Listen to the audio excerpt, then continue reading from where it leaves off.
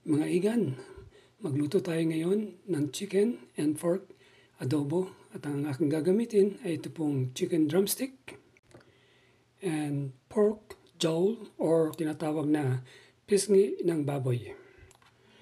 Ilagay ko itong chicken drumstick dito sa ating pot. 10 pirasong chicken drumstick and then 3/4 kilo ng pisngi ng baboy.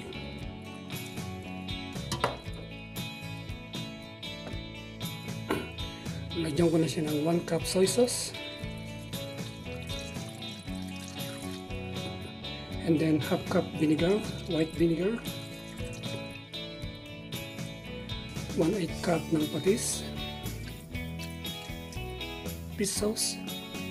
Lagyan ko ng aromatics o pampalasa. 1 teaspoon black powder. 1 tablespoon na garlic powder. Kalahating pakete ng magic sarap.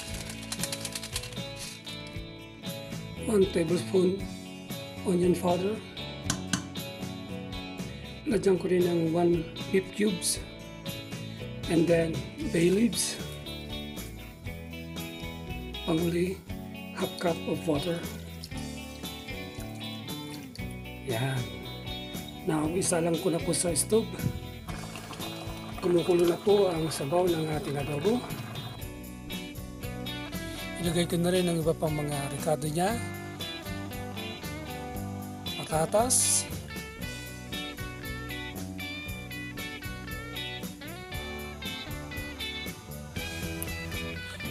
Haluin ko.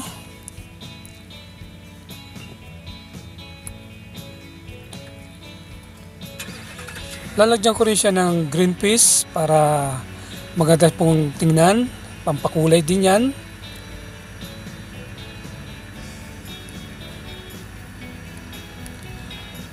Tatakpan ko. Hayaan natin siyang kumulo. Now, check po natin. Okay na po itong ating adobo, mga kaibigan. So, ganitong klaseng adobo po ang gusto ko. Hindi siya tuyo, meron pong sabaw. Now, titikman ko na po. I hope na masarap ito. Ayos, mga kaibigan. Adobong-adobo pong lasa niya, sakto sa lasa. Hindi siya maasim, hindi rin maalat. Saktong-sakto po. So mga igan, ito na po ang ating pork and chicken adobo. I hope po na nagustuhan nyo ang aking ginawa. Hanggang sa muli ho. Ingat po kayo dyan.